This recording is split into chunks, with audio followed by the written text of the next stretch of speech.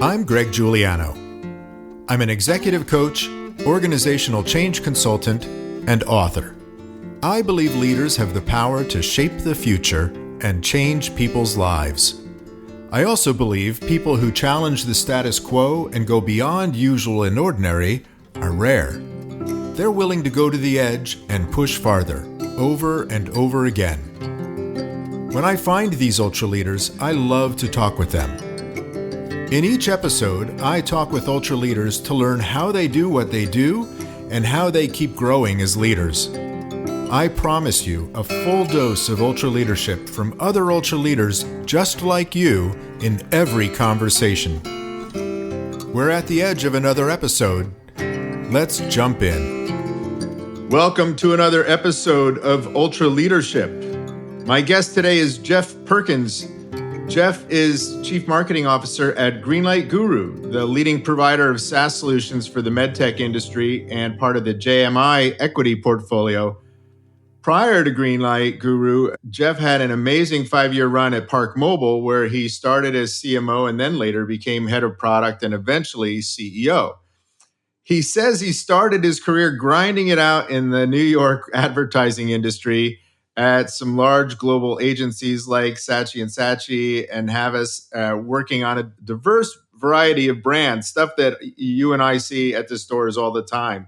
Tide, Cascade, Fruit Roll-Ups, Pepsi, Michelin, Rockport, Hasbro, to name a few. He eventually led all the digital advertising efforts for the Volvo brand and had the unique opportunity to develop the ad campaign that launched Howard Stern on Sirius satellite radio back in 2005.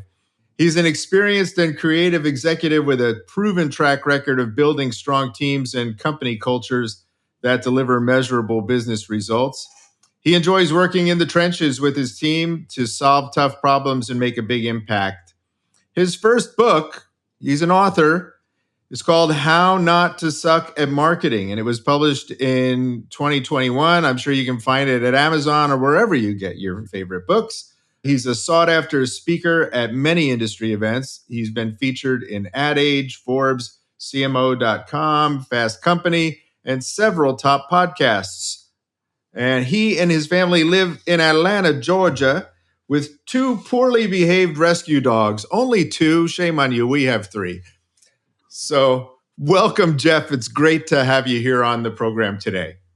Thanks, Greg. It's great to be with you. If my wife had her way, we would definitely have at least 3, if not more. So we often will foster rescue dogs for a time. So while we have 2 mutts, there's always different dogs coming in and out of the house. I totally get it. Well, this is helpful to me because my wife has convinced me that there always has to be 3. So maybe I need to, push back a little bit. But no, they're members of the family. So we love them. So I'm really excited to have you on the program based on our conversation the other day, and something in your bio and your background struck me because our podcast is all about leaders and leaders, who go to the edge and disrupt the status quo and push things in order to deliver big results for the company and for the people. And so because you'd mentioned you're loving building strong teams and company culture, and we talked a little bit about that. So I'd like to start there and ask you, when you're looking at a team and trying to encourage that team to really perform at a high level, what's the behavior or practice in your mind that if everybody on the team did this, the team's performance would go up? Yeah, it's a great question. And I might answer it a little differently because it's not one thing, is my belief. I think it's a variety of things. But if you read a lot of the research out there about high-performing teams, I think it comes down to really one core thing, and that is trust. And there's a lot of studies out there that show, companies where there's a strong level of trust between employees, the companies perform better, the employees are happier.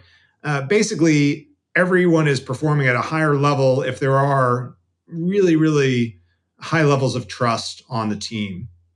And so before you jump into any task or specifically make a plan to go do something, I spend a lot of time on building trust within the team and making sure people know each other, making sure people understand the different dynamics of who's on the team, what they're working on, and then making sure we're getting a little bit under the skin. So you're not just looking at your coworker as someone who does marketing or someone who does sales, but your coworker is also a human with a family, with rescue pups, has stuff going on in their lives beyond just what they do at the office 9 to 5.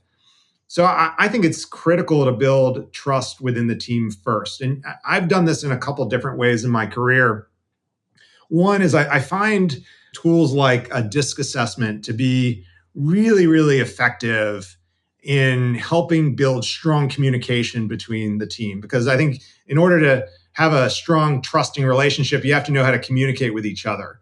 And different people have very different communication styles. So using a tool like the DISC, where you understand how you communicate, how you like to be communicated to, and how other team members need to be communicated to, I find that to be just super helpful. And one story I'll share with you, I was managing a sales team at one point in my career, and we were doing an offsite, and we did the DISC assessment.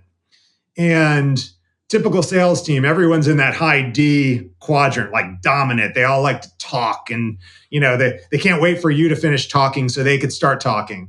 And there was one guy on the team who was in like the I quadrant, so very conscientious, more organized, definitely more of an introvert. And it was an interesting thing to see the team realize that he was in a different quadrant than everybody else. And I remember one of my sales guys, the guy who was in that D quadrant, he said, well, Matt, the guy who was in the I quadrant, Matt always has the best ideas, and he always has so much value to contribute to the team. But what I realize is that he's not going to just volunteer it. You actually have to ask him. You have to say, hey, Matt, what do you think? And when you take the time to do that, Matt's going to volunteer something that's going to be highly valuable to the team overall. And I think that was like very eye-opening for me as a leader to just see how understanding different communication styles in the team and how those play out really can create a higher performing team, because people understand, all right, I have to get Matt's perspective, because he's not going to just shout from the rooftop. And then the D's sometimes realize, well, maybe I should shut up and stop talking for a minute, right? Yeah. And so that kind of tool, I think, works really well, the DISC assessment. The second thing I would do, and this is an exercise I like to do with a lot of my teams, is I have everyone create a collage. And it's a collage, like a one page on like a PowerPoint slide of pictures. And the pictures are things that are very meaningful to you as a person. They could have something to do with work, but they don't have to. And I like to have everyone get up and share their collage. And you would be amazed to see how, one, what people share about themselves and how eye-opening that is to the team, and how it really gets people connected to each other on a much deeper level. Like, oh, I didn't know Jim was a big Bruce Springsteen fan. I'm a Bruce Springsteen fan. Or, oh gosh, I didn't know Jill has a special needs child. I'm really glad she shared that with me. It gives me a greater appreciation for her and what she's dealing with in her life. And so doing that exercise really helps bring a lot of cohesion to the team, so they know each other. So it's like the person sitting next to you isn't just the person who does email marketing. It's the person who maybe has a special needs kid and maybe needs to take more time to deal with the issues related to that. So having those bonds really help strengthen, I think, really the solidarity of the team. And so it's really those two elements that I always try to do with every team I work with, because I just feel like those things build more trust. And the more trust you have as a team, the higher performing you're going to be. Absolutely. So thank you there's so much there that for folks, right? The power of helping a team come together and really get to know one another, because especially if you're doing creative work and you're hoping that the team is going to collaborate, that trust is the foundation for that first we need to get to know one another and be able to cooperate with one another so that we can figure out what collaborating looks like. And then when we're doing that creative work, sometimes, we're going to say things in meetings that, test the limits of the friendship, right? Are we connected enough that we can poke each other in the eye a little bit as we're trying to come up with the best solution.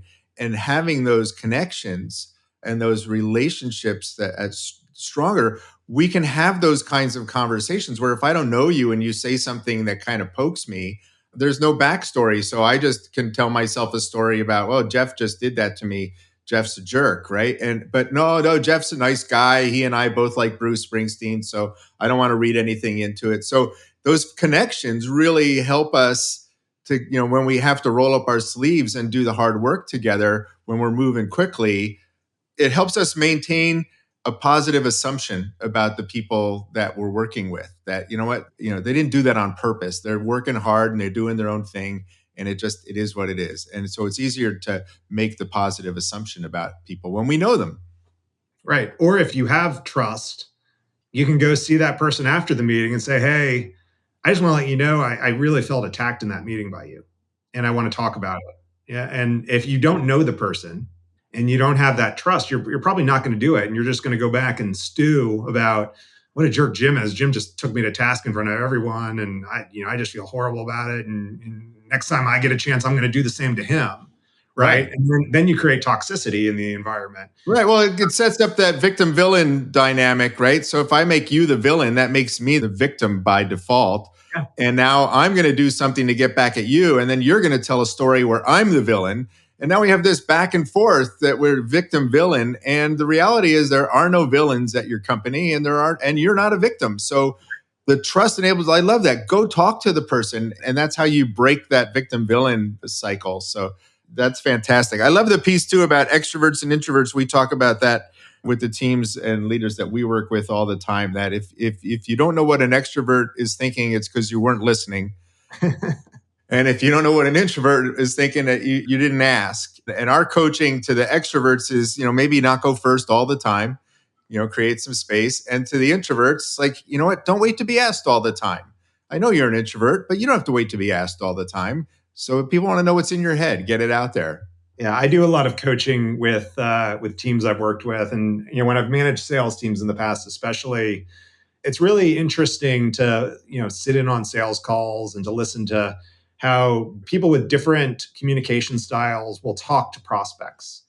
And one thing that would always drive me crazy would be when you're on the call and the sales guy just won't let the prospect get a word in edgewise because he just wants to hammer home, we're so great. This is why you need to buy us. Come on, man. I'm going to close you. I'm going to close this deal today. And you're on a call like that, and it just kind of makes you cringe. And then you're on a call with sometimes an introvert. And the introverts, it's a funny story that the best salespeople I've worked with have tended to be introverts, which is counterintuitive to the way you think about sales, right? Sales is all about the gregarious guy who's out there and he's buying shots at the bar and he could sell ice to Eskimos. But actually, the introverts sometimes are much better salespeople. Why? Because they listen. Yes. Like extroverts, sometimes they're just, they are waiting for you to finish talking so they could start talking. Like they're not listening. They just pause. They're thinking about, all right, this is what I want to say next. Yeah. Right. Whereas the introvert is sitting there and being very thoughtful and saying, oh, that's interesting. I didn't think about it. Oh, yeah. Oh, well, now that you've told me all of that, here's how I think our solution could fit your needs, right? And that's really how you sell. You meet the needs of the prospect. You meet them where they are. And so, sometimes I always tell introverts, like, don't think you can't be a great salesperson. Actually, you may be much better than you think you could be. I'm a social introvert, right? I can be social when I have to, but I recharge my batteries by being on a trail and by myself. That tendency to listen and then ask great questions because you were listening, really listening, it draws it out of the person. Yeah, that's very interesting. So I'm curious too. So another element of trust. So you help the team connect to one another. You've helped them build and maintain relationships. Something that can come up within teams is if somebody doesn't follow through on something, right? Now there's a trust issue around your reliability or your competence. And so I'm curious how you would coach a team member around maybe they missed a deliverable date or something like that. And that kind of lack of reliability can erode trust if it becomes a pattern. So how do you help somebody become aware of that and coach them around that? Yeah, I think there are three keys to trust. First being authenticity, and that's a lot of what I just talked about, bringing your full self to the team, making sure people know you. The second is transparency. So just being open and not being super secretive. But the third is reliability. And every high performing team I've been a part of has to be able to deliver. And if people are not delivering, that's a problem. And you have to be very proactive as a leader in identifying people who maybe aren't delivering and seeing if you can get them on track. Because nothing will demoralize a team more than one person missing a deadline, not doing what they say they're going to do, because it just wrecks everything. At the end of the day, for a company or a business or a team, you have to deliver what you say you're going to deliver. And if you have people that are creating bottlenecks there, you have to really be very proactive in correcting the situation. And the ways to correct the situation are either to be very clear with that person that they are not being reliable and they're hurting the overall team, and then removing that person if they can't follow through. There are some people who may just not be cut out for your team. And that's something I've learned in my career too. You can't just keep hoping people are going to get better. Sometimes people are in the wrong job for them. Sometimes they are just not cut out for the way the team's going to operate. And, what I've always found is that when you have the right team and all the players line up, it's like magic. I mean, you're just crushing it. You're doing things you never thought you could do. And nothing is impossible at that point. But when you have the wrong team or you have a couple of the wrong players, it just drags down everything and everyone gets demoralized. So I tend to think, I really do believe you have to sort of hire slow, fire fast, right?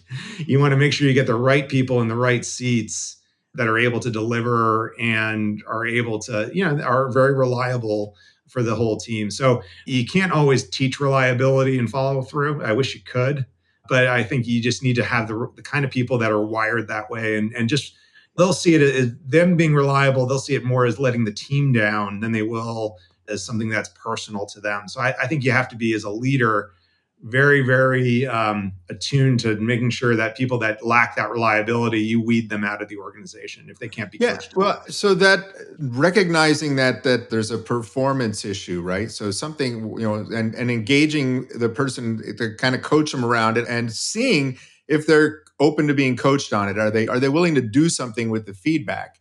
And that's important because sometimes a lot of leaders would tolerate that behavior and it sends a message to the rest of the team. And that actually becomes the culture is, he tolerates that. So it's really, so doing something about it is important because if you see it and you don't do anything about it, then that person isn't the problem anymore, right? You're the problem because you saw it and you're not, as a leader, having the important conversation to address it and figuring out, is this somebody that I'm willing to invest my time and energy in to try to help them develop themselves, make the pivot? And if so, how long am I going to give them? And if not, the kindest thing to do is, a nice person, wrong team, and help them find their place. And so being able to make that call as a leader and take action is really, really important, that you don't let those things go on, that you address it when you see it. You're exactly right. I've worked in large companies and small companies. So for everything from, $1 billion plus publicly traded companies to startups with just a little bit of funding. And I saw, especially in big companies, the tendency to ignore problems, ignore problem employees, and do what I call pass the trash.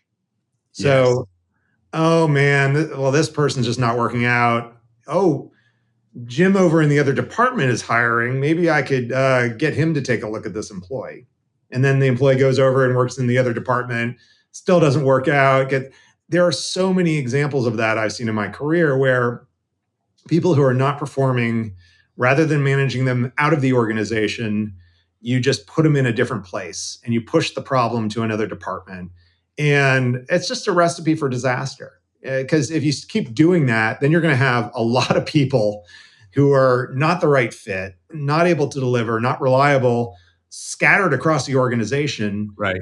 And then the organization really suffers for it. So you have to, there are just core things within a business that you have to do. You have to weed out people who are not performing. And that doesn't mean they're bad people. It doesn't mean they're not going to be better at another company, but just for your organization, maybe they're not working. And you have to just be super disciplined about making those tough calls. Because listen, nobody likes to fire people. I hate firing people. I've fired way too many people in my career. And every time it like hurts my soul because it's not just firing a person, it's taking their livelihood away. It's putting them in potentially financial hardship. It's a brutal blow to your ego when you get fired. And so I really internalize that and feel for those people when I've had to make those moves. But at the end of the day, I'm paid to make those moves. I'm paid to have great high performing teams that are delivering. And it's like you said before, it's on me if I'm letting low performers drag down the performance of the overall team.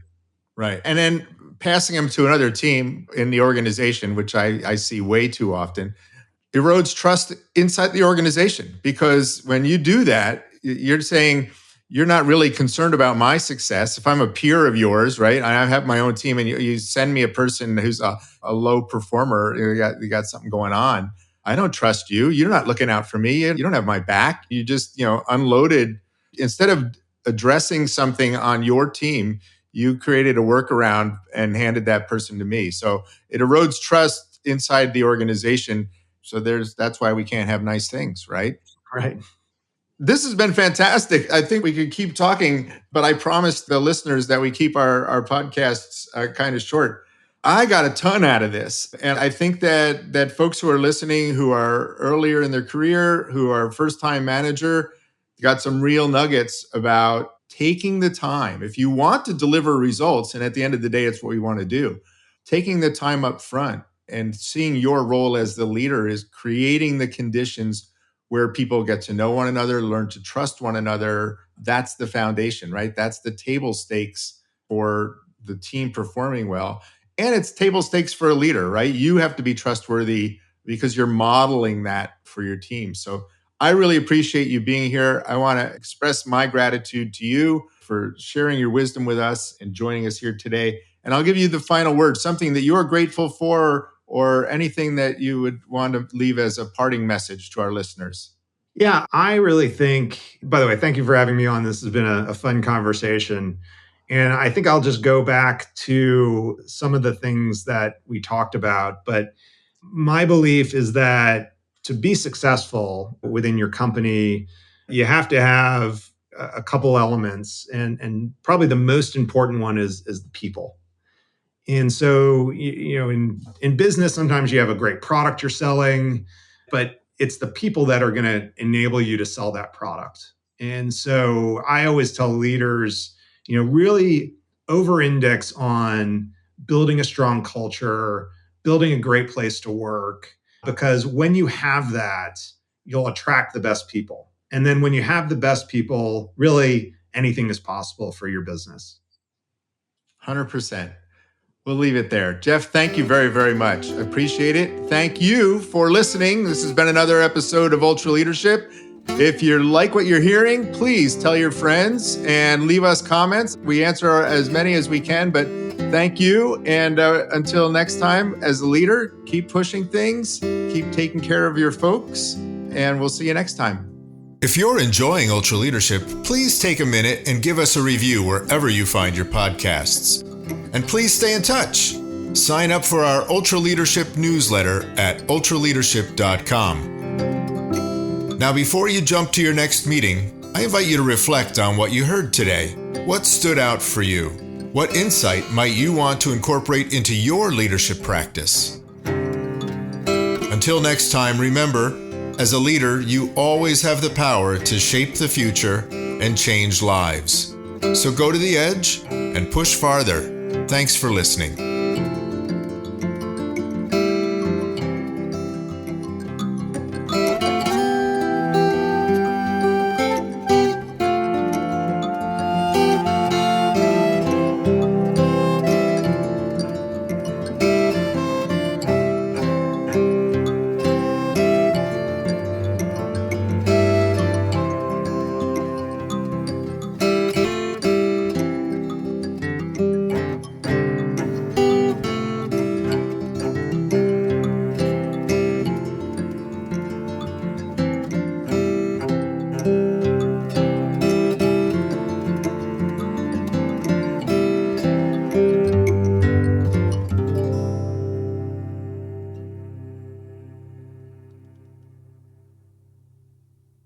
This is thepodcastfactory.com.